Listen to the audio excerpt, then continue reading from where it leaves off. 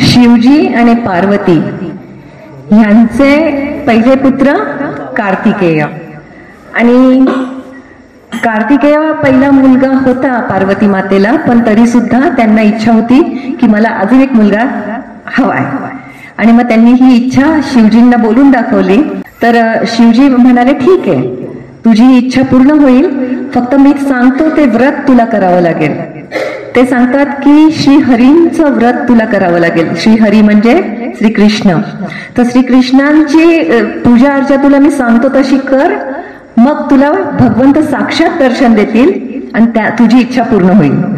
तर ते अगदी मोठा विधी सांगतात पार्वतीला की कसं तुला पूजा करायची श्रीकृष्णांची, काय तुला नियम पाळायचे, काय नाही करायचे, काय करायचं, सगळं विस्तारपूर्वक सांगतात तिला.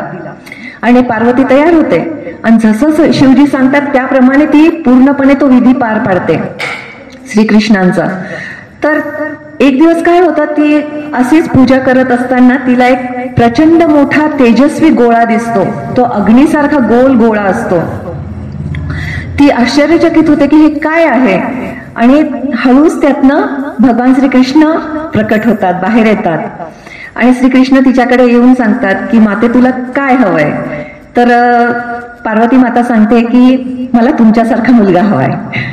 तर श्रीकृष्ण म्हणतात तथास्तु. आणि श्रीकृष्ण जातात तिथनं. मग आता पार्वती माता तिचं ते पूजा अर्चा सगळं चालू असतं. आणि एक दिवस ती शिवजींबरोबर त्यांच्या खोलीमध्ये बसलेली असते. मध्यरात्र झालेली असते. दोघंही बोलत असतात एकमेकांबरोबर.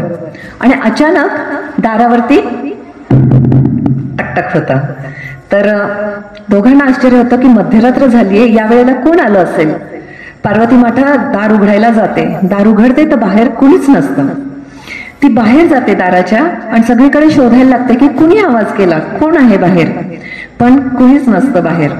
तर तिला एक आकाशातनं आवाज येतो आणि तो आवाज सांगतो की पार्वती माते, तू आता बाहेर काही शोधाशोध करू नको, तुझी इच्छा पूर्ण झालेली आहे. तू आतमध्ये जा आणि तुझ्या पलंगावरती बघ, छोटं बाळ ऑलरेडी त्यांनी जन्म घेतलेला आहे. तर ती पळत पळत आतमध्ये येते आणि तिच्या पलंगावर बसलेली होती त्याच पलंगावरती तिला अतिशय गोंडस सुंदर बाळ दिसतं. ते बाळ इतकं सुंदर असतं, त्याचं रूप आणि हे सगळं इतकं गोड असतं. आणि तो दोन्ही हात आणि पाय वरती करून हलवत असतो, आवाज सुंदर करत असतो. आणि ते बाळ बघितल्यानंतर ती अतिशय आनंदित होते आणि शिवजी पण खूप आनंदित होतात. आणि ही वार्ता आता सगळ्या देवी देवतांमध्ये पसरते की शिवजीला आणि पार्वती मात्यांना मुलगा झालाय. आणि त्यांचं दर्शन घेण्यासाठी सगळ्या देवी देवता तिथे यायला लागतात. म्हणजे फक्त इंद्र, चंद्र, सूर्य, वरुण हेच नाही, तर गंधर्व लोकातली लोक, किन्नर लोकातली लोक, चारण लोकातली लोक, सगळ्या इतर लोकातली देवी देवता सुद्धा त्यांच्या दर्शनासाठी यायला लागतात. तो खूप मोठा उत्सव साजरा केला जातो मग. आणि खूप भेटवस्तू द्यायला लागते पार्वती माता सगळ्यांना आनंदाने. आता हे सगळे येऊन जातात, पण या सगळ्यांमध्ये एकच देव आलेले नसतात दर्शनासाठी. आणि तिच्या लक्षात येतं, ती शिवजींना म्हणते की शनिदेव नाही आलेले या सगळ्यांमध्ये. तर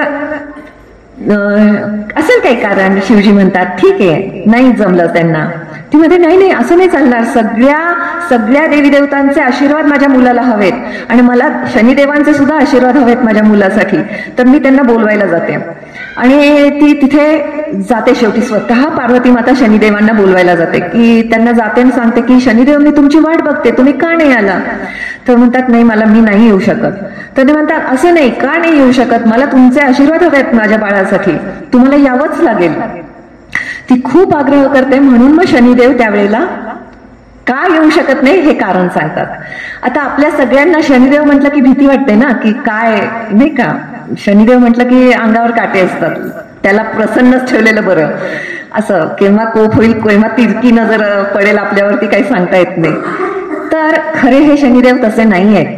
म्हणजे मी आता आज तुम्हाला जी पण काही कथा सांगणार आहेत गणपतीच्या, त्या सगळ्या गणेश पुराणातल्या आहेत. आणि त्याच्यात असं सांगितलंय की हे जे शनिदेव आहेत हे भगवंतांचे खूप मोठे भक्त आहेत, श्रीकृष्णांचे.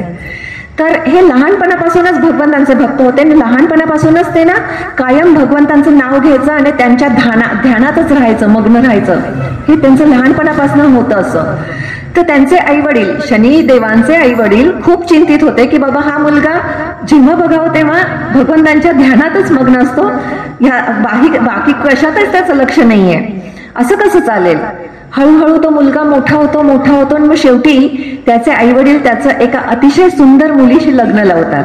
त्यांना असं वाटतं की सुंदर मुलीशी लग्न लावलं म्हणजे ह्याचं जरा देवदेव कमी होईल, पण तसं काही होत नाही. शनिदेवांचं लग्न झालं तरी सुद्धा त्यांचं मन कायम भगवंतांच्या नावात मग्न.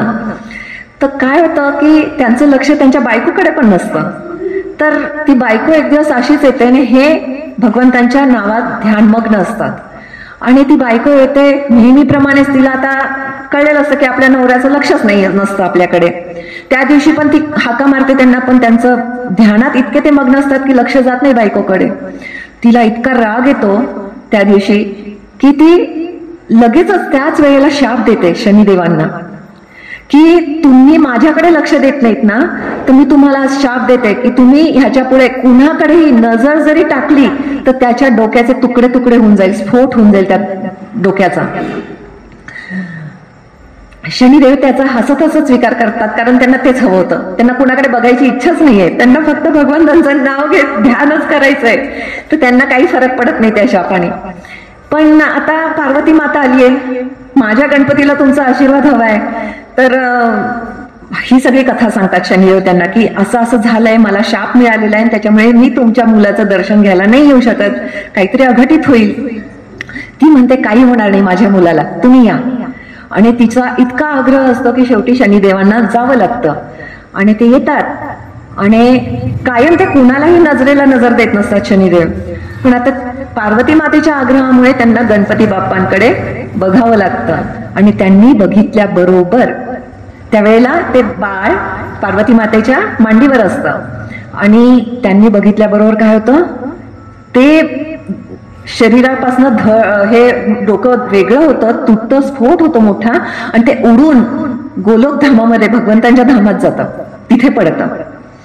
आता इथे पार्वती मातेच्या अंगावरती ते बाळ, डोकं नसलेलं धड नुसतं आहे, रक्तबंबाळ सगळीकडे रक्त झालेलं आहे. आणि ती बघतच बसते की हे काय झालं माझ्या मुलाबरोबर. इतकी शोकाकुल होते, इतकी रडते, इतका आकांत करते की हे काय झालं, असं का झालं. ती आता इथे दोष नाही देते शनी महाराजांना, कारण सगळं झालंय तिच्याच आग्रहामुळे. त्यांनी सगळी कथा सांगितलेली होती की असं असं होईल, पण तरी सुद्धा तिचा आग्रह होता, त्याच्यामुळे ती दोष त्यांना नाही देते. पण ती शोक करते की आता माझं कसं होईल, माझ्या बाळाचं काय होईल. आणि शिवजी सुद्धा खूप शोकाकुल झालेले आहेत, काय करायचं कळत नाहीये. आता एका पुराणामध्ये असं लिहिलेलं आहे की त्यावेळेला शिवजी स्वतः जातात आणि हत्तीचं डोकं घेऊन आपल्या बाळाला लावतात. आणि इथे गणेश पुराणामध्ये असं लिहिलेलं आहे की ती खूप धावा करत असते भगवंतांचा, मग ती धावा करायला लागते, कारण त्यांच्याच आशीर्वादाने हे बाळ मिळालेलं असतं तिला. ती भगवंतांचा धावा करायला लागते. तर भगवंत शेवटी तिथे येतात आणि येता येता त्यांना आता कळलेलं आहे की हे काय झालेलं आहे इथे, म्हणून ते येता येता एका सुंदर हत्तीचं तोंड घेऊनच येतात आणि ते बाळाला लावतात. आणि ही डोळे बंद करून खूप रडत असते. आणि इथे तिच्या मांडीवरती भगवंतांनी ते डोकं लावलं पण बाळाला, आणि बाळ हसायला पण लागलं, सुंदर हे पण झालं, छान झालं एकदम.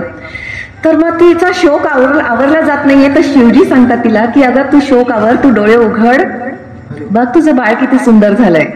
ती डोळे उघडते तर इतकं सुंदर गणपतीचा चेहरा त्याला लावलेला असतो आणि साक्षात भगवंत तिच्या समोर असतात. तर हे जे आहे, म्हणजे असा प्रश्न येऊ शकतो आपल्या मनामध्ये की भगवंतांनी हत्तीचंच डोकं का आणलं, दुसरं कोणतं डोकं का नाही आणलं, हत्तीचंच का डोकं. तर त्याच्यासाठी अशी कथा आहे ती मध्वाचार्यांनी मुंडक उपनिषदातनं सांगितलेली आहे. तर मुंडक उपनिषदामध्ये असं सांगितलंय की एकदा दुर्वास मुनी विष्णूंच्या दर्शनासाठी जातात तर विष्णूच्या धामामध्ये. तर विष्णू त्यांना हार देतात. तर दुर्वास मुनी तो हार घेऊन इंद्र दरबारात येतात आणि इंद्राला देतात. तर इंद्र त्याच्याकडे लक्षच देत नाही, तो हार त्याच्या हत्तीच्या गळ्यामध्ये घालतो. आता हत्ती तर हत्ती बिचाऱ्याला काय कळतं की हा हार विष्णूंचा आहे, मी त्याचा आदर केला पाहिजे वगैरे, त्याला कळत नाही. तो हार सोंडेनी काढतो आणि पायाखाली टाकतो आणि त्याच्यावरनं चालतो आणि तो तुडवला जातो हार. आणि हे सगळा प्रकार बघून दुर्वास मुनींना खूप राग येतो आणि ते तिथेच इंद्राला आणि त्या हत्तीला पण शाप देतात, दोघांना शाप देतात. आणि त्या शापामुळे काय होतं, इंद्र एकदम शक्तिहीन होऊन जातो, त्याची शक्ती एकदम जाते.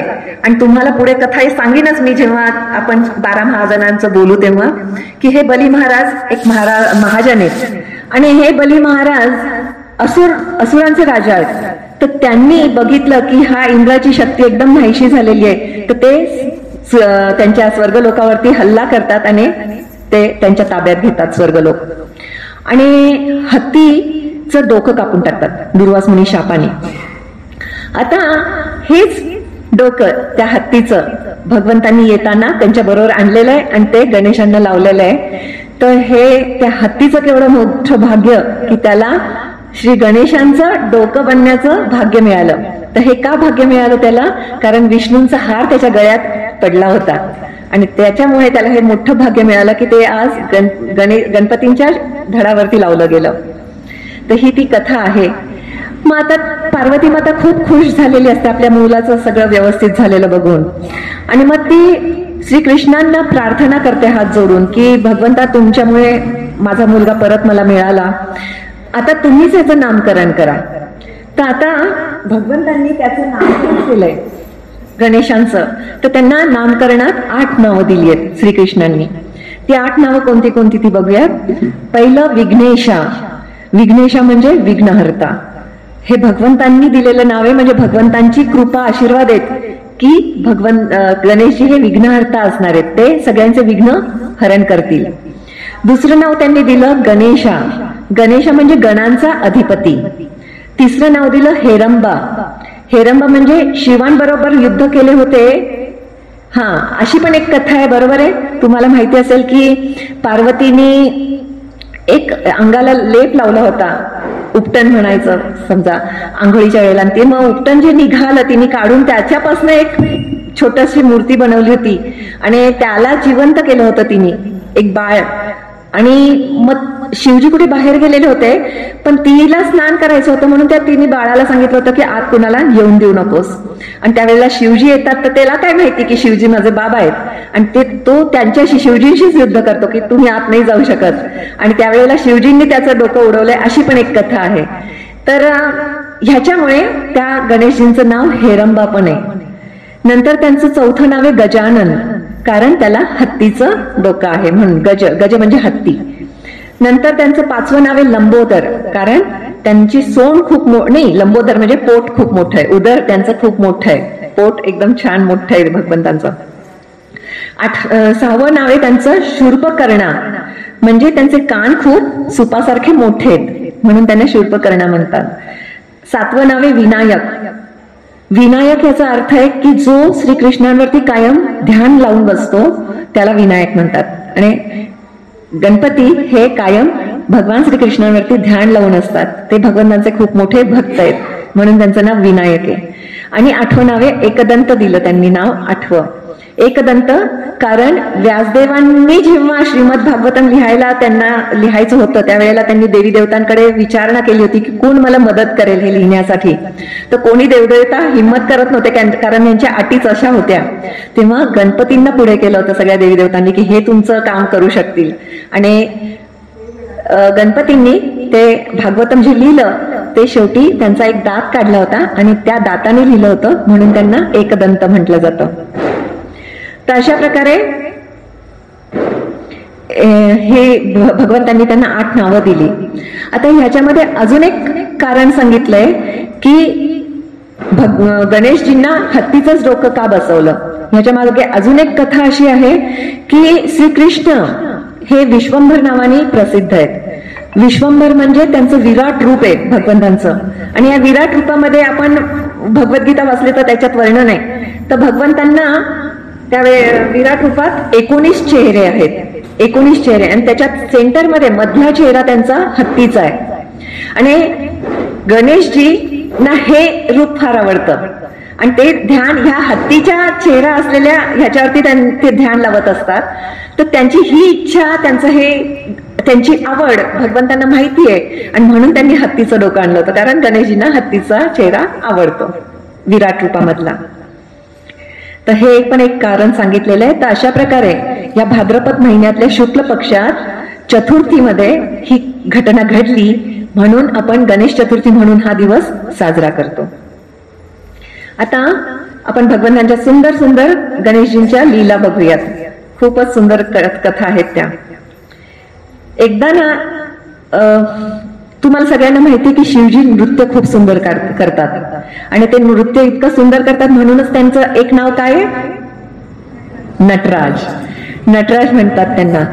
तर हे शिवजी एकदा गणेशजींना सांगतात की तू पण माझ्याबरोबर नृत्य कर. आता हे इतके एक्सपर्ट शिवजी आणि त्यांच्याबरोबर डमरूच्या तालावरती गणेशजींना सांगतात की तू माझ्याबरोबर नृत्य कर.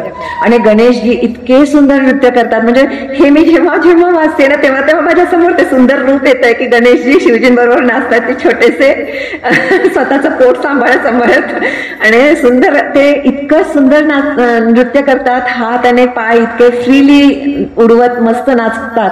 तर शिवजींना ते इतकं आवडतं त्यांचं नृत्य. ते इतके खुश होतात गणेशजींवरती की त्यावेळेला ते त्यांना नाव देतात की तू गणनायक आहेस, तू गणांचा नायक आहेस. तर हे त्यावेळेला त्यांना हे नाव शिवजींकडनं पण मिळालेलं आहे. आता एकदा ना काय होतं माहितीये, विष्णू वैकुंठामध्ये अनंत शेषावरती योगनिद्रेत असतात झोपलेले. आणि तुम्हाला सगळ्यांना माहितीये की विष्णू हे चतुर्भुज आहेत. त्यांच्या 4 हातात काय काय आहे, शंखचक्र गदा पद्म. आता ते योगनिद्रेत असले तरी असं नाही होत की त्यांनी सगळं साईडला ठेवलं आणि मग आता छान झोपलेत, असं नसतं भगवंतांचं. ते त्यांच्या हातातच होतं सगळं आणि ते योगनिद्रेत होते. आणि जेव्हा ते योगनिद्रेतनं त्यांनी डोळे उघडले तेव्हा त्यांच्या लक्षात आलं की त्यांच्या हातामध्ये एका शंखच नाहीये. चक्र गदा पद्म आहे पण शंख गायब आहे. असं कसं होऊ शकतं ते म्हणाले, असं कधी झालंच नाही आजपर्यंत. आणि ते उठतात आणि सगळीकडे शोधायला लागतात की माझा शंख गेला कुठे. भगवंतांच्या शंखाचं नाव काय,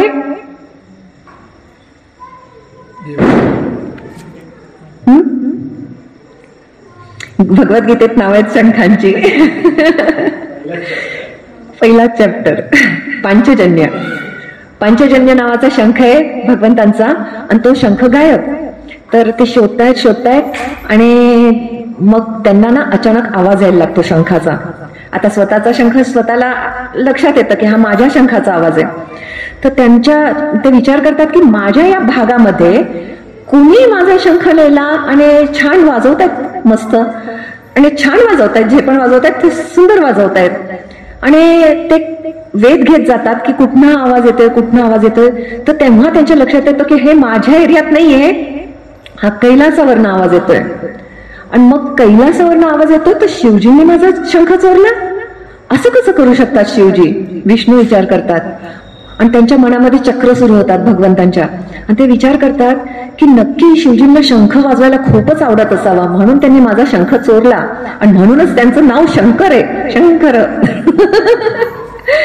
तर का असं झालं म्हणून ते कैलासला जातात. विष्णू कैलासला जातात तर बघतात की शंकर तर असेच बसलेले आहेत शिवजी, ते नाही वाजवत आहेत शंख. मग कोण वाजवतंय.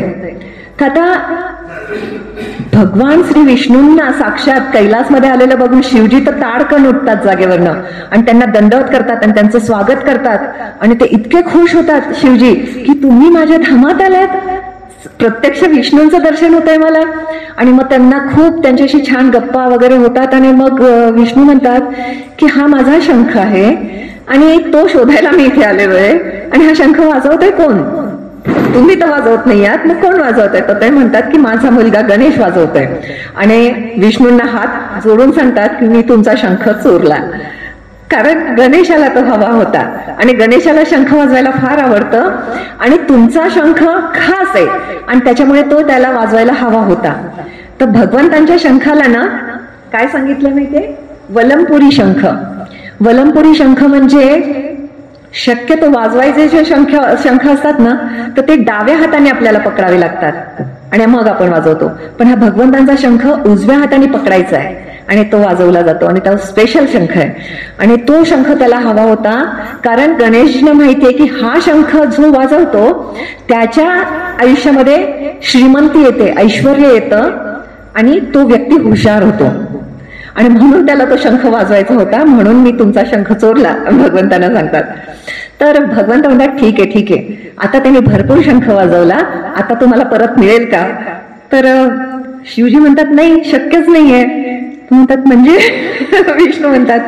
तर शिवजी म्हणतात गणेशजी तो शंख परत देणार नाही, आता काय करायला पाहिजे मग? विष्णू म्हणतात. तर शंकर म्हणतात की त्याचं असं आहे ना भगवंता की तो कोणतीही त्याची आवडती वस्तू घेतली की तो असा देतच नाही. त्याच्याकडनं घ्यायचं म्हणजे त्याची दिवसभर त्याचं सारखं काय म्हणत पॅम्परिंगला, सारखं त्याचं गुणगान करायचं आणि त्याचं लाड करायचं. त्याचे दिवसभर तुम्हाला त्याचे लाड पुरवावे लागतील, लाड करावे लागतील, तेव्हा मग तो तुम्ही जे मागाल ते लगेच देईल. तर विष्णू म्हणतात ठीक आहे आता ते करतो. आणि विष्णू कधी कधी केलं नसेल ते आज करतायत की ते छोट्याशा गणेशांचा लाड करतायत. दिवस गेला त्यांचा अख्खं त्याचे लाड पुरवण्यात. आणि मग त्यांच्या लाडाने मग तो गणेश शेवटी त्यांना तो शंख द्यायला तयार होतो. हे गणेशजी जेव्हा तो शंख वाजवत होते तेव्हा ते त्यांच्या सोंडेच्या उजवे बाजूला पकडून वाजवत होते. आणि त्याच्यामुळे त्यांना वलमपुरी गणेश पण म्हटलं जातं. आणि गणेशजींना म्हणजे असं म्हटलं जातं की गणेशजी, शक्यतो तुम्हाला सगळ्यांना माहितीये की गणेशजी हे डाव्या सोंडेचे असतात, बरोबर आहे. आणि डाव्या सोंडेचे गणेशजी म्हणजे कशाचं प्रतीक आहे? तर ऐश्वर्याचं प्रतीक आहे, श्रीमंतीचं प्रतीक आहे, नंतर शांतीचं प्रतीक आहे, सुखाचं प्रतीक आहे. आणि कायम शिवजींच्या डाव्या बाजूला पार्वती बसते, म्हणून त्यांना दंडवत करण्याच्या उद्देशाने पण गणेशजी कायम डाव्या बाजूला त्यांची सोंड असते. तर त्याच्यामुळे गणेशजींचं हे रूप म्हणजे आपल्या घरात कायम सुख शांती समाधान नांदावं ह्याचं प्रतीक आहे डाव्या सोंडेचे गणपती. म्हणजे कारण ते आपण बघतो ना की शिवजीची फॅमिली ही कशी आहे, अशी विचित्र फॅमिली आहे ती. खरं शिवजींच्या गळ्यामध्ये साप, पार्वतीचं वाहन सिंह आणि गणपतीचं वाहन उंदीर आणि कार्तिकेयचं वाहन मोर, म्हणजे सगळे एकमेकांचे शत्रू आहेत. पण तरी सुद्धा सगळे कसे एकमेकांच्या बरोबर आनंदाने राहतात. तर त्याच्यामुळे हे जे डाव्या सोंडेचे गणपती आहेत ना, हे ह्याचं पण प्रतीक आहे की जिथे ह्यांची पूजा केली जाते त्यांच्या घरात सुख समाधान समंजसपणा एकमेकांना समजून घेणं वगैरे असतं. आता उजव्या सोंडेचे गणपती जेव्हा हे त्यांनी वलमपुरी शंख वाजवला भगवंतांचा, तर ह्या उजव्या सोंडेचे गणपती कशाचं प्रतीक आहे माहितीये?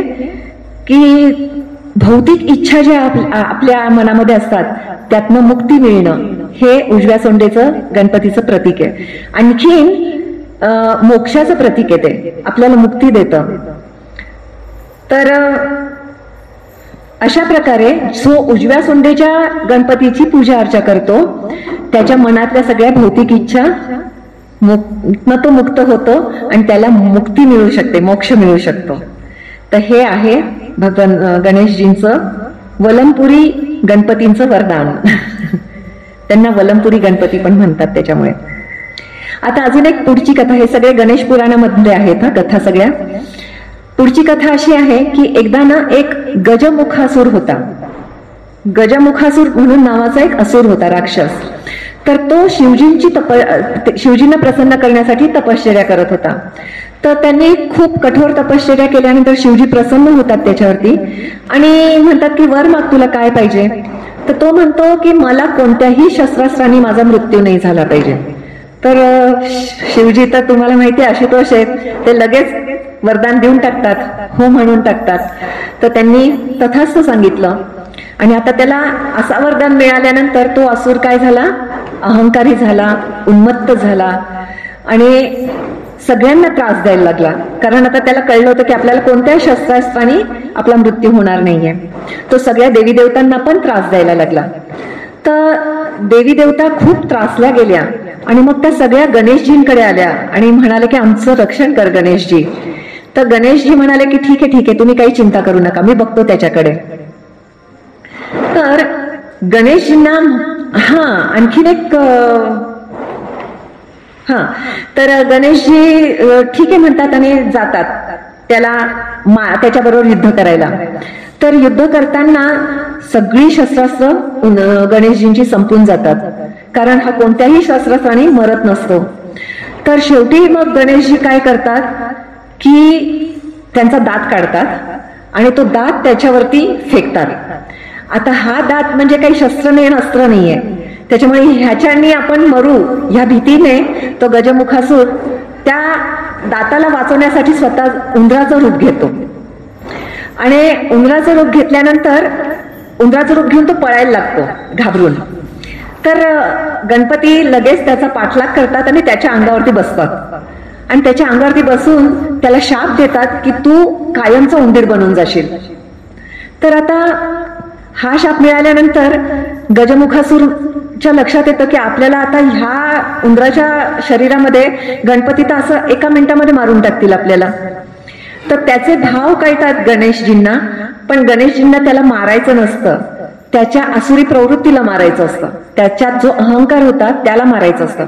म्हणून गणेशजी म्हणतात मी तुला मारणार नाही, पण तुला माझं वाहन बनून कायम उंदराच्या रूपात राहावं लागेल, माझं वाहन बनून. तर तो म्हणतो की ठीक आहे, मी जिवंत तर राहीन ना, म्हणून तो म्हणतो ठीक आहे, मी तुमचं वाहन बनून राहीन. आणि तेव्हापासून गणेशजींचं वाहन कोण आहे? उंदीर आहे. आणि गणेशजींनी त्या उंदराला, त्यांच्या वाहनाला काय नाव दिलंय? क्रौंच म्हणून नाव दिलेलं आहे. म्हणजे गणेशजींच्या उंदराचं नाव क्रौंच आहे, हे लक्षात ठेवायचं आपण. नंतर पुढची एक कथा खूप सुंदर आहे की गणेशजींना ना खायला फार आवडतं, खूप भरपूर खात असतात आणि त्यांना व्हरायटी खायला पाहिजे असते. तर ते असेच खूप खातात, एक दिवस खूप खातात आणि झोपतात, खूप खाऊन झोपून जातात. झोपल्यानंतर त्यांच्या दारावरती परत तसंच टकटक होते. तर ते झोपेतनं खाडकन उठतात आणि बघायला बाहेर येतात की कोण आहे. दार उघडतात तर उंदीर मामा त्यांचा. तर तो उंदीर खूप घाबरलेला असतो. तो गणेशजी म्हणतात काय झालं? तर म्हणतात माझ्या मागे मांजर पडलेली आहे, ती मला खाऊन टाकेल, तुम्ही मला वाचवायात ना. तर गणेशजी बघतात की एक मांजर मागे येत असते. गणेशजी काय करतात? उंदरांची फौज गोळा करतात आणि ती सगळी फौज त्या मांजरीच्या पाठीमागे पाठवतात. तर मांजर काय होते? वळून जाते आणि पळायला लागते आणि आता ही सगळी उंदरांची फौज त्या मांजरीच्या मागे पळतीये. गणेशजी एका उंदराच्या पाठीवरती बसतात आणि तेही त्या मांजरीचा पाठलाग करतायत. करता करता करता शेवटी ते पकडतात त्या मांजरीला आणि तिची शेपटीला पकडतात गणेशजी.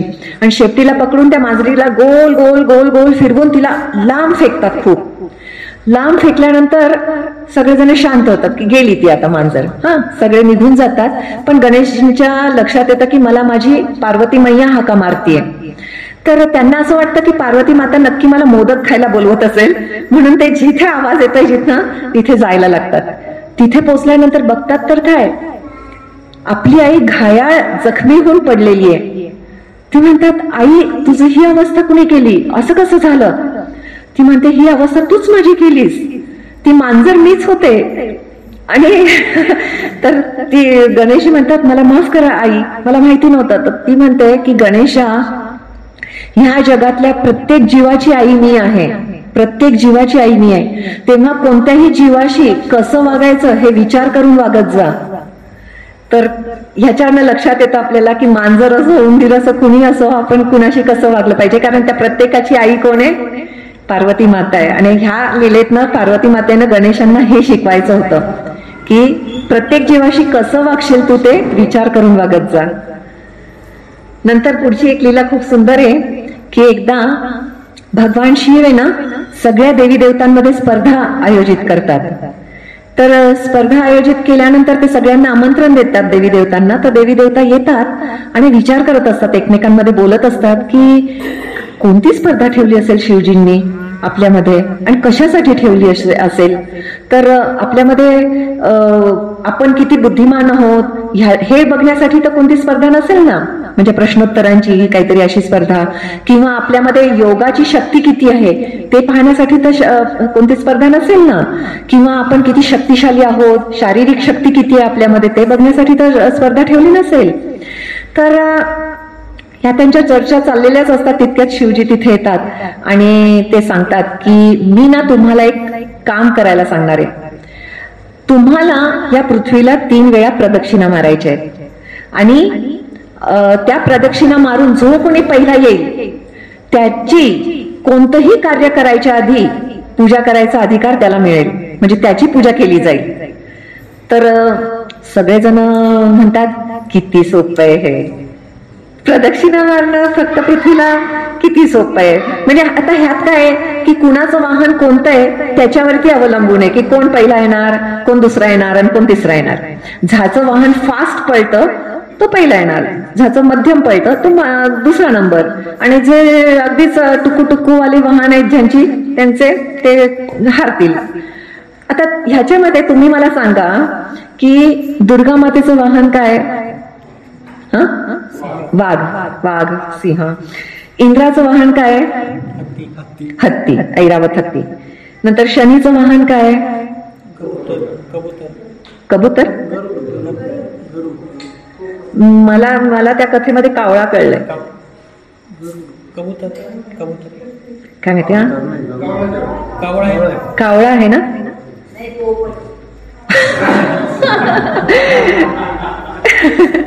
बरं, कोणता तरी पक्षी आहे. मग मी ज्या भक्तांकडनं ऐकलं त्यांनी कावळा सांगितलं. मग कार्तिकेयचं वाहन मोर, यमराजांचं वाहन नंतर सरस्वतीचं वाहन हंस, 12 आदित्यांचं वाहन ते नसेल माहिती कुणाला. 12 आदित्य हे पण देवताच आहेत आणि त्यांचं वाहन आहे 8 घोडे. नंतर वायुदेवतेचं वाहन काय? माहिती, 1000 घोडे, त्यांचे 1000 घोडे. आणि आपल्या गणेशजींचं वाहन उंदीर. आणि असे प्रत्येक देवी देवता तिथे सगळे आलेले होते आणि सगळे आता रेडी झाले की आता शिवजींनी सांगितलं की 1, 2, 3 पळा की पळायचं. आणि जेव्हा गणेशजी येतात उंदरावरती तर सगळ्या देवी देवता हसायला लागतात. सगळ्या हसायला लागतात की अरे तुझा उंदीर कुठे, 3 प्रदक्षिणा पृथ्वीला मारायच्या आहेत, ते काही उंदराचं काम आहे का? तू जास्तीत जास्त काही किलोमीटर जाऊ शकशील. आणि सगळे हसतात आणि म्हणतात की गणेशजी हारणार ह्याच्यात, गणेशांना काय ते हारणार नक्की. आणि ठीक आहे, मग शिवजी 1, 2, 3 म्हणतात आणि हे सगळेजण निघतात देवी देवता जोरात. आणि हे बिचारे गणेशजी हळूहळू उंदरावरती चालू असतात, कारण तो छोटासा उंदीर, गणेशजी एवढे मोठे, म्हणजे त्या उंदराला पेललं पण पाहिजे ना, एवढं वजन घेऊन पळायचं म्हणजे काही साधं काम नाहीये. तर ते हळूहळू जात असतात. आता काय होतं, जाताना वाटेमध्ये नारद मुनी येतात. नारद मुनी येतात पण कुणी देवी देवता त्यांच्याकडे लक्ष पण देत नाही, बोलत पण नाही. ते सगळेजण, कारण स्पर्धा लागलेली आहे, त्यांच्याशी बोलायला लागलं तर सगळे बाकीच्या पुढे निघून जातील म्हणून कोणतीच देवता थांबत नाही. सगळे त्यांच्या वाहनावरती जोरात निघालेले असतात. पण गणेशजी मात्र थांबून जातात नारद मुनींना बघून. त्यांना दंडवत करतात, मग त्यांच्याशी बोलतात, गप्पा होतात त्या दोघांच्या. आणि मग नारद मुनी म्हणतात, गणेश हे सगळेजण कुठे पळतात एवढ्या घाईघाईमध्ये, कुणी बोलायला तयार नाहीये, एवढी कसली घाई? तर ते म्हणतात गणेशजी की अशी अशी स्पर्धा बाबांनी ठेवली आहे आणि त्याच्यामुळे हे सगळे 3 वेळा प्रदक्षिणा मारायच्या आहेत पृथ्वीला, त्याच्यामुळे निघालेत हे सगळे. तर मला माहिती आहे मी हारणार आहे, त्याच्यामुळे मला काही आशा नाहीये. तर नारद मुनी म्हणतात, असं कसं तू हारणार आहेस? तू हारू शकत नाहीस. तुला माहितीये का किती सोपी गोष्ट आहे 3 वेळा पृथ्वीला प्रदक्षिणा मारायची. तर गणेशजी खुश होऊन विचारतात, काय कसं जिंकू शकेन मी? तर नारद मुनी म्हणतात, अरे रामाचं नाव लिहायचं आणि रामाच्या नावाला 3 वेळा प्रदक्षिणा मारायच्या, कारण रामाच्या नावातच अख्खं ब्रह्मांड सामावलेलं आहे. त्याच्यामुळे रामाच्या नावाला तू प्रदक्षिणा मारलीस की अख्ख्या ब्रह्मांडाला 3 वेळा प्रदक्षिणा मारल्यासारखं आहे. गणेशजी एकदम खुश होतात आणि उड्या मारत मारत परत कैलासावर येतात. आणि कैलासावरती येऊन ते छान रामाचं नाव लिहितात, त्याला 3 प्रदक्षिणा मारतात आणि शिवजींकडे येऊन म्हणतात, मी झाल्या माझ्या प्रदक्षिणा 3. तर शिवजी म्हणतात, म्हणजे कशा केल्यास तू? तर ते सगळं सांगतात. की बाबा तुम्हीच तर सांगता ना की रामाच्या नावामध्ये अख्खं ब्रह्मांड समावलेलं आहे, मग मी रामाच्या नावाला 3 प्रदक्षिणा मारल्या, झालं माझं. शिवजी खूप खुश होतात की आपल्या छोट्या मुलाची बुद्धिमत्ता किती आहे. इथे शक्तीचं काम नाहीये, बुद्धिमत्तेचं काम आहे. तर शिवजी खुश होतात. तिथेच पार्वती माता असते, ती पण खुश होते की खरंच माझं बाळ खूप बुद्धिमान आहे. आणि सगळेजण काही वेळेनंतर, काही दिवसांनी हा फूफ करत करत येतात सगळेजण आणि शिवजी सांगतात की गणेश जिंकलाय ऑलरेडी, त्यांनी केव्हाच जिंकली ही स्पर्धा. तर सगळे विचारतात कशी काय. सगळे सांगतात, शिवजी सांगतात की रामाच्या नावाला त्यांनी 3 वेळा प्रदक्षिणा मारली. सगळे मान्य करतात खरंय तो जिंकला म्हणून. तर हे आहे रामाच्या नावाची महिमा, की जिथे शिवजी पण कायम रामाच्या नावाचं जप करत असतात. आणि तीच सवय गणेशांना पण होती, त्यांना सगळं माहिती होतं. फक्त त्यावेळेला ते तेवढ्यापुरते विसरले होते जे त्यांना आठवण करायला नारद मुनी तिथे आले होते आणि त्यांनी ती स्पर्धा त्यावेळेला जिंकली होती. आता हे जे गणेश जे आहेत त्याच्यामुळे त्यांना आता काय वरदान मिळालं की कोणीही कोणतंही कार्य करेल तर त्याची सुरुवात कशापासून होईल, गणेशांच्या पूजेपासून. तर त्याच्यामुळे हे भगवान गणेशजींना हे मिळालेलं आहे. हे गणेशजी गणपती त्यांचं अजून एक खूप मोठं कार्य आहे की का त्यांचं पहिल्यांदा त्यांना पूजलं जातं, कारण ते विघ्नहर्ता आहेत. आता हे विघ्नहर्ता कसे आहेत, त्यांना ही विघ्न आपल्या आयुष्यातली विघ्न हरण करायची शक्ती कुठनं मिळाली आहे. तर ते आज शैलेश प्रभूंनी ह्याच्यावरती लिहिलंय मेसेजमध्ये तो श्लोक. तर मी तो श्लोक सांगते तुम्हाला की आपण पहिले 12 महाजन्मधले पहिले बघितले ब्रह्माजी, ब्रह्मदेव. तर ब्रह्मदेवांनी भगवंतांचं गुणगान करताना जे श्लोक लिहिले त्याच्यात एक श्लोक येतो, यत्पाद पल्लव युगम विनिधाय कुंभ द्वंद्वे प्रणाम समेस गणाधिराज विज्ञान विहंत मलमस्य जगत्रयस्य गोविंदमादि पुरुषम तमहं भजामी.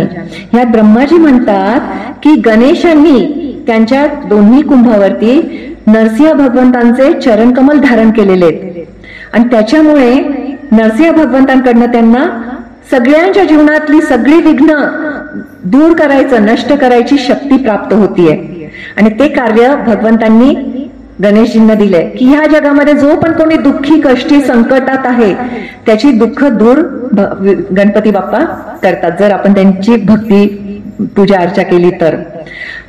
भगवंतांचे भक्त जे आहेत ते गणपतींची पूजा करत असतील तर ते भगवंतांकडे काय मागतात, गणेशजींकडे, की आमच्या भक्तीच्या मार्गात जी काही अडखळे असतील ते तुम्ही दूर करा. आणि गणेशजी जो पण व्यक्ती श्रीकृष्णांची भक्ती करत असेल तर त्या भक्ती मार्गात जर काही अडथळे येत असतील तर ते अडथळे सुद्धा गणेशजी दूर करतात. तर हे गणेशजींचं खूप मोठं कार्य आहे. आता पुढची कथा अशी आहे की एक राणी होती, त्या राणीचं नाव होतं उग्रा. आणि ह्या राणीला ना दिवस होते. तर ती दिवस होते आणि ती त्यावेळेला सूर्यदेवाची उपासना करत होती, तपश्चर्या करत होती. आणि तिच्या त्या उपासनेने किंवा तपश्चर्याने सूर्यदेव तिच्यावरती खुश होतात आणि तिला वरदान देतात की तुझा मुलगा अतिशय तेजस्वी असेल. तर त्यांच्या कृपेमुळे, त्यांच्या आशीर्वादामुळे तिच्या गर्भात जो बाळ होतं ते इतकं तेजस्वी व्हायला लागलं, म्हणजे त्याचं तेज इतकं गर्भातच वाढायला लागलं की त्या तेजामुळे हिच्या गर्भामध्ये तिला आगाग व्हायला लागली, तिच्या शरीराचा दाह व्हायला लागला. आणि काही दिवसांनी तो दाह तिला सहन होईना. तिला असं वाटलं की मी हा गर्भ आता काढून टाकावा, नाही तर मी जळून भस्म होऊन जाईन. आणि म्हणून ती तो गर्भ काढून टाकते आणि तो गर्भ त्या एका समुद्रामध्ये सोडून टाकते.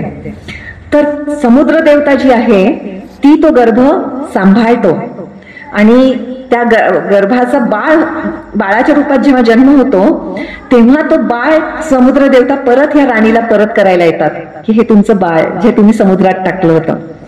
तर आता ही राणी जी आहे उग्रा, तिचं बाळ आता समुद्राकडनं तिला मिळालं ना, म्हणून त्याचं नाव ती सिंधू ठेवते. तर आता हा सिंधू सुद्धा ना जेव्हा मोठा होतो तेव्हा तो पण सूर्यदेवतेची उपासना करतो, तपश्चर्या करतो. आणि त्याच्या तपश्चर्यामुळे सूर्यदेवता पण त्याच्यावरती प्रसन्न होतात आणि त्याला वरदान देतात की तू अतिशय शक्तिशाली होशील.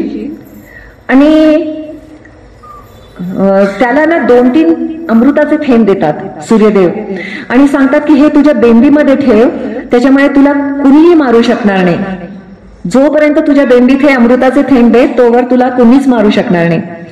तर हा नेहमीप्रमाणे झाला, हे असे काही वरदान मिळतात ना त्याचा गैरफायदा घेतात ते व्यक्ती.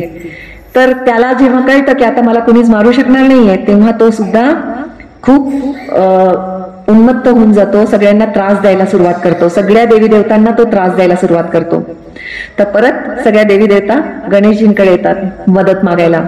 तर गणेशजी म्हणतात तुम्ही काळजी करू नका, मी त्याचा नाश करतो. तर आता या वेळेला गणेशजींचं वय होतं 10 वर्षाचं. तर 10 वर्षाचं वय आणि गणेशजी त्याच्यावरती हल्ला करायला निघतात. जेव्हा या सिंधूला कळतं की आता माझ्यावरती हल्ला करायला गणपती येत आहेत, तेव्हा तो एक कमलासूर नावाचा असुर पाठवतात गणेशजींना मारण्यासाठी. पण गणेशजी त्या कमलासुराला असं क्षणात मारून टाकतात. मग हा सिंधू त्याच्या 2 मुलांना पाठवतो गणेशजींना मारायला. तर या 2 मुलांना सुद्धा गणेशजी असे लगेच मारून टाकतात.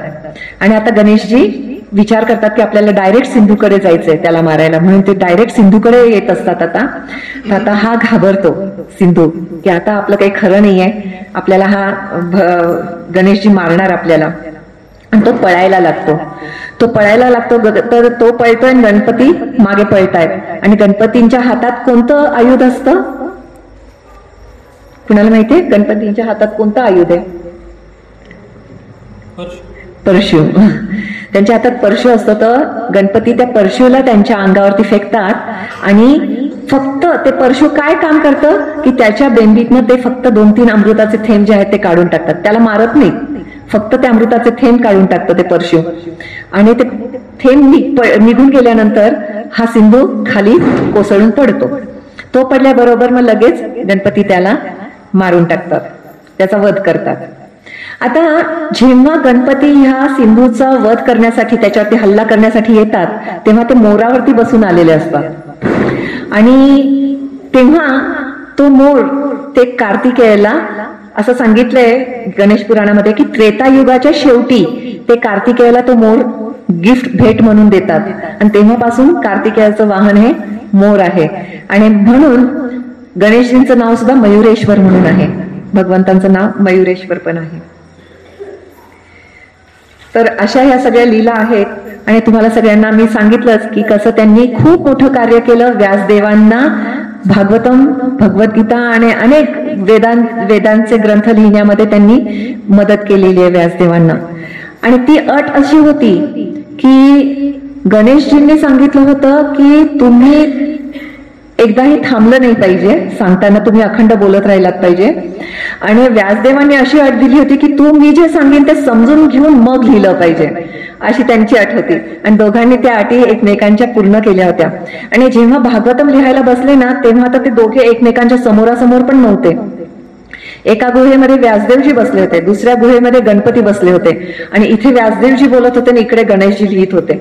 म्हणजे त्या दोघांची खरंच म्हणजे जे पण काही केलंय ह्या देवी देवतांनी ते किती अजब आहे ना सगळं कार्य त्यांचं. आपण म्हणतो ह्या देवी देवता ज्या आहेत ह्या जीवच आहेत, पण त्या आपल्यासारख्या साधारण जीव नाही आहेत. त्यांनी इतकी प्रचंड भक्ती केलेली आहे भगवंतांची आणि त्याच्यामुळे त्यांना भगवंतांकडनं इतकी प्रचंड शक्ती मिळालेली आहे की ते असाधारण कार्य करू शकतात, ज्याचा आपण विचार पण नाही करू शकत. आणखीन एक कथा होती गणपतींची जी मी विसरते.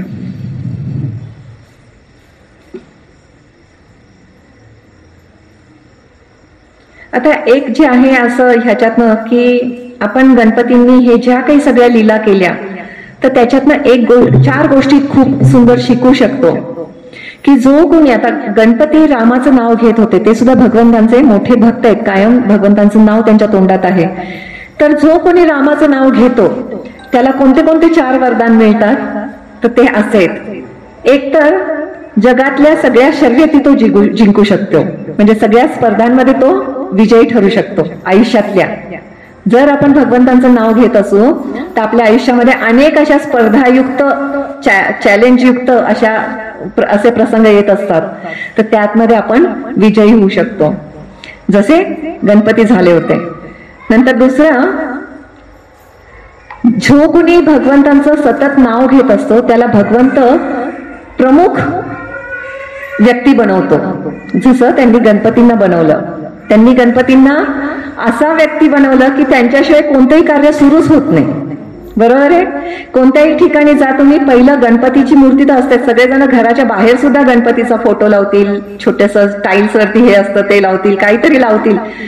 कोणतीही पूजा काही करताना पहिलं गणपती आणि मग सुरुवात होते. तर असं जो कोणी व्यक्ती भगवंतांचं नाव घेत असेल, श्रीकृष्णांचं, श्रीरामांचं, त्याला असं स्थान मिळू शकतं. तिसरं की आपल्यावरती मत्सर करणारे, आपला द्वेष करणारे अनेक व्यक्ती आहेत या जगामध्ये, पण ते आपलं काही कुणी बिघडवू शकत नाही, आपलं नुकसान कुणीच करू शकत नाही जर आपण भगवंतांचं नाव घेत असू, त्यांची भक्ती करत असू तर. जसं गणेशांचं दरवेळेला विजयच झाला. खूप देवी देवता त्यांच्यावरती हसले, मत्सर केला. मला तुम्हाला ही एक गोष्ट सांगायची होती, चौथं कारण हे गोष्ट सांगते मग सांगते. हरिनामाच्या प्रचारासाठी शक्ती प्रदान केली जाते. जो कोणी व्यक्ती भगवंतांचं नाव घेत असतो, भक्ती करतो, त्याला हरिनामाचा प्रचार करण्यासाठी शक्ती मिळते. गणेशांनी सुद्धा हरिनामाचा प्रचार केला, भगवंतांचा प्रचार केला भक्तीचा. कसा, कोणी सांगू शकेल मला? गणेशांनी कसा प्रचार केला? ग्रंथ लिहून. त्यांनी ग्रंथ लिहिलाय. म्हणजे आज जो कोणी भगवद्गीता वाचत असेल किंवा भागवतम वाचत असेल तर हे तुम्ही समजून घ्या की ते लिहिलंय कुणी? गणपतींनी लिहिलेलं आहे. तर हे एवढं मोठं कार्य एखाद्या व्यक्तीच्या हातून होतं जो कोणी भगवंतांचं नाव घेतो. तुम्हाला मला हे कथा सांगायची होती की एकदा ना गणेशजी, देवी देवतांचं एक खूप मोठं सभा असते, एकत्र सगळे आलेले असतात आणि तिथे खूप मोठी मेजवानी असते आणि त्या मेजवानीमध्ये गणपती बाप्पा खूप खातात, इतकं खातात प्रचंड, आणि मग आणखीन बांधून पण घेतात स्वतः बरोबर. आणि हे सगळं घेऊन ते परत कैलासावरती जाण्यासाठी उंदरावरती बसतात. आणि उंदरावरती बसतात, पण आता गणेशजींचं वजन वाढलेलं असतं, त्यांच्याबरोबर खायचं पण आणखी, आणि तो उंदीर ना हे होतो जरासा, त्यांचं वजन उचलायला त्याची ताकद नसते. तो चालताना असा होऊन चालत तो उंदीर, आणि त्याच्या अशा चालण्यामुळे काय होतं, त्या उंदरावरनं खाली पडतात. तर मग ते खाली पडल्यानंतर परत उठायचं जमत नसतं गणपतींना. तर कुणी त्यांच्यावरती ह्याच्या हे बघून हसत नाही, कुणी हसत नाही, कारण ते शेवटी गणेशजी आहेत. पण गणपती कसं तरी उठतात प्रयत्न करून आणि परत उंदरावरती बसायचा प्रयत्न करतात. पण तितक्यात त्यांना एका व्यक्तीचा हसायचा आवाज येतो. बघतात तर चंद्र हसत असतात त्यांच्यावरती. तर चंद्र हसतायत बघितल्यानंतर गणेशजींना खूप राग येतो की माझ्या या अवस्थेला चंद्र हसतायत, आणि ते त्यांना शाप देतात की तुमचं हे तेज आहे ना हळूहळू कमी होत राहील आणि तुम्ही एक दिवस नाहीसे होऊन जाल. तर चंद्र खूप घाबरून जातात. ते माफी मागतात त्यांच्याकडे की अरे मी तर मजेने विनोदाने हसलो तुझ्यावरती, तू एवढं का गंभीर घेतोयस, माफ कर मला. तर गणेशजींच्या पण लक्षात येतं की फक्त ते हसलेच होते, मी एवढा काय राग केला आणि एवढा मोठा शाप कशाला दिला. तर चंद्रांनी जेव्हा माफी मागितली तेव्हा गणेशजी पण म्हणतात की ठीक आहे, माझं पण चुकलं, मी एवढा राग आहे, मला पण नको यायला हवा होता. आणि मग ते म्हणतात की ठीक आहे, तुम्हाला ना जसं तुमचं हळूहळू तेज कमी होईल, एकच दिवस तुम्ही नाहीसे व्हाल आणि त्याच्यानंतर परत तुम्हाला तेज तुमचं हळूहळू वाढेल. आणि त्यांना आणखीन एक आशीर्वाद देतात की कुणीही कोणत्याही पूजेच्या आधी तुमचं दर्शन करतील आणि मग ती पूजा सुरू होईल, हे एक आशीर्वाद देतात. तर चंद्र पण शांत होतात की चला, मला कायमच मी पूर्ण नाही राहणार आहे, माझं तेज कमी होणार आहे, पण परत ते वाढणार पण आहे. आणि एक आशीर्वाद पण मिळाला की सगळी लोक कोणतीही पूजा करायच्या आधी माझं दर्शन घेतील आणि मग पूजा सुरू करतील. तर तुम्ही बघता की असं मी ऐकलं की आता कोणता महिना आहे आपला, कार्तिक महिना. कार्तिक महिन्यामध्ये ना पूजा अर्चा ज्या केल्या जातात तर त्याच्या आधी चंद्राचं हे बघितलं जातं आणि मग पूजेला सुरुवात होते. आणि चतुर्थी सुद्धा, चतुर्थी पण जे करतात महिन्याला, तर चंद्रोदय बघून मग ते उपवास सोडतात. तर अशा खूप काही आहेत पूजा अर्चा ज्याच्या आधी चंद्राचं दर्शन केलं जातं. आणि आणखीन एक शाप जो दिला होता गणेशजींनी चंद्राला, त्या शापामध्ये ते असं बोलले होते की जो कोणी गणेश चतुर्थीच्या दिवशी, माझ्या जन्माच्या दिवशी तुमचं तोंड पाहिल ना, त्याच्या जीवनामध्ये चुकीचे आरोप केले जातील त्या व्यक्तीवरती. आणि ते खरंच होतं असं मी ऐकलंय की गणेश चतुर्थीच्या दिवशी जो कोणी चंद्राचं दर्शन करतो त्याला चुकीचे त्याच्यावरती आरोप केले जातात, दोष दिले जातात त्या व्यक्तीला. आणि असं सांगितलंय की भागवतम मध्ये कथा येते श्रीकृष्णांची की त्यांच्यावरती सामंतक मणी चोरण्याचा संशय घेतला होता. त्यांनी चोरला नव्हता पण त्यांच्यावरती आळ घेतला होता.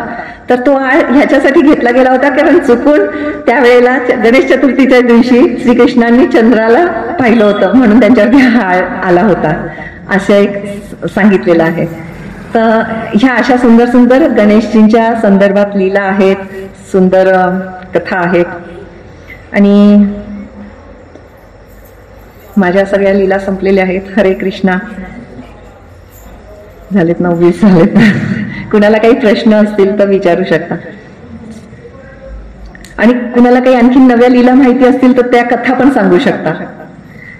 कारण या गणेश पुराणामध्ये खूप काही कथा आहेत. मी तर फक्त 5-6 कथा सांगितल्या, पण तिथे 30, 35, 40 लीला आहेत त्यांच्या गणेश पुराणात.